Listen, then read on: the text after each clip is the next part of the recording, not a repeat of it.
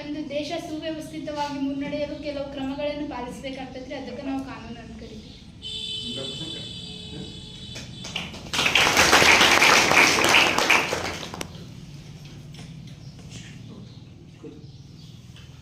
ಅಂದ್ರೆ ದೇಶ ಅಂದ್ರೆ ಏನು? ಸಾರ್ವಜನಿಕರು, ದೇಶದಲ್ಲಿರ್ತಕ್ಕಂಥ ಸಾರ್ವಜನಿಕರು ಅವರು ಸುರಕ್ಷಿತವಾಗಿ ಇರಬೇಕಾದ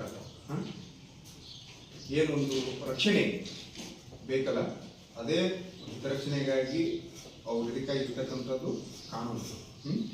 ಈ ಕಾನೂನುಗಳು ರಚನೆ ಆಗಬೇಕಾದ್ರೆ ಮೊದಲಿಗೆ ಏನಂದ್ರೆ ಸಾರ್ವಜನಿಕರ ಹಿತರಕ್ಷಣೆ ಮೇನ್. ಈಗ ಯಾವುದೇ ಒಂದು ಪ್ರಕರಣ ಇದ್ದಾಗ ಅವ್ರು ಶಿಕ್ಷೆಯನ್ನ ವಿಚಾರ ಮಾಡ್ತೀವಿ ನಾವು. ಶಿಕ್ಷೆ ಯಾಕೆ ವಿಚಾರ ಮಾಡ್ತೀವಿ ಅಂದ್ರೆ ಆ ಕೃತ್ಯಕ್ಕೆ ಏನು ಮಾಡಿರ್ತಾನಲ್ಲ ಅದ್ರ ಈಕ್ವಲೆಂಟ್ 10 ವರ್ಷ ಶಿಕ್ಷೆ ಇತ್ತಂದ್ರೆ ಅಲ್ಲೇನು ಗಾಯಾಳು ನೊಂದವರು ಅಂತ ಏನು ಕರಿತೀವಲ್ಲ ಅವು ಆ ನೋವನ್ನ ಅನುಭವಿಸಿರ್ತಾರೆ. ಅದಕ್ಕಾಗಿ ಆ ಶಿಕ್ಷೆ ಇರ್ತದೆ ಈಕ್ವಲೆಂಟ್ ಆಗಿ. ಅದಕ್ಕಾಗಿ ಏನು ಕಾನೂನು ಯಾಕೆ ಅವಶ್ಯಕತೆ ಐತೆ ಅಂದ್ರೆ ಮುನ್ನೆಚ್ಚರಿಕೆವಾಗಿ ಇಂಥ ಘಟನೆಗಳು ನಡೀಬಾರದು. ಕೆಲವೊಬ್ಬ ವ್ಯಕ್ತಿಗಳು ಹೇಗಿರ್ತದೆ ಅಂದ್ರೆ ಇದು ಕಾನೂನಲ್ಲಿ ತಪ್ಪು ಅನ್ನೋದು ಗೊತ್ತಿರಲ್ಲ, ಹೌದಾ? ಇನ್ನಾದ್ರೂ ನಾವು ಯಾವ್ದಾದ್ರು ಒಂದು ಗಾಂಜಾ ರೇಡ್ ಮಾಡಿದಾಗ ಹೊಲದಾಗ ಬೆಳೀತಾರಲ್ಲ, ಡ್ರಗ್ಸ್ ಬಗ್ಗೆ ಹೇಳ್ತೀನಿ.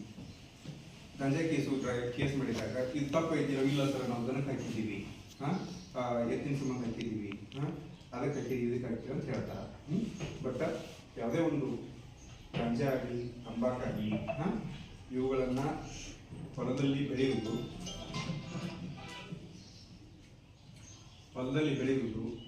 ಸೇವನೆ ಮಾಡುವುದು, ಸಾಗಣೆ ಮಾಡುವುದು ಇದು ಅಪರಾಧ ಇದೆ. ಇದನ್ನು ನಾನು ಯಾವ್ದಕ್ಕೆ ಒಯ್ತಿದ್ದೆ, ನಾನು ಇದಕ್ಕೆ ಒಯ್ತಿದ್ದೆ, ಎತ್ತಿಗೆ ಹಾಕಿದ್ದೀನಿ ಅಥವಾ ಮತ್ತೊಂದು ಇದಕ್ಕೆ ಮಾಡಕ್ಕೆ ಹೋಗಿ ಅದು ದೊಡ್ಡ ಕೇಸ್ ಆಗ್ತದೆ.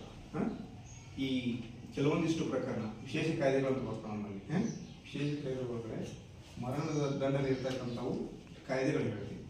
ಪೋಕ್ಸೋ ಮತ್ತು ಇದು NDPS ಬರ್ತಾವೆ, ಡ್ರಗ್ಸ್ ನಿಷೇಧ ಕಾಯ್ದೆ ಬರ್ತಾವೆ.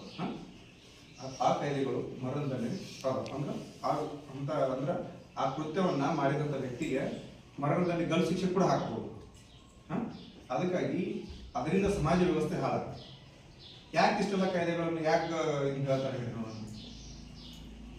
ಏನದ ಡ್ರಗ್ಸ್ ಇಂದ ಏನು ಹಾನಿಕಾರಕ ಅದ ದೇಶಕ್ಕೆ, ಯುವ ಸಮುದಾಯಕ್ಕೆ ಎಲ್ಲರಿಗೂ ಕೂಡ ಹಾನಿ ಅದ.